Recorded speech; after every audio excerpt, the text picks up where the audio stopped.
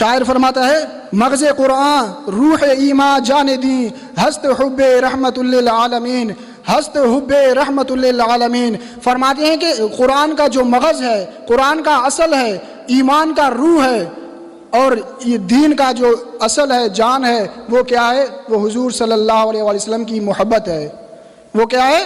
حضور کی محبت ہے۔ جب حضور کی محبت آ گئی، اللہ والوں کی محبت اللہ کی خاطر آ گئی، اللہ کی رضا کی خاطر آ گئی، تو ایمان آپ کے لیے آسان ہو جائے گا، نماز آسان ہو جائے گا، روزہ رکھنا آسان ہو جائے گا، حج کرنا آسان ہو جائے گا، خیرات کرنا آسان ہو جائے گا، کیونکہ دین کا جو اصل ہے، دین کا مغز ہے، دین کی جڑ جو ہے وہ حضور کی محبت ہے، حضور کی محبت ہے۔ جب آپ کے اندر حضور کی محبت آ گئی تو دین کی جڑ آپ کے ہاتھ میں آ گئی۔ جب جڑ آپ کے ہاتھ میں آ گئی تو پھل بھی آپ کے ہاتھ میں، پتے بھی آپ کے ہاتھ میں، ٹہنیاں بھی آپ کے ہاتھ میں۔ اگر جڑ آپ سے نکل گیا تو نہ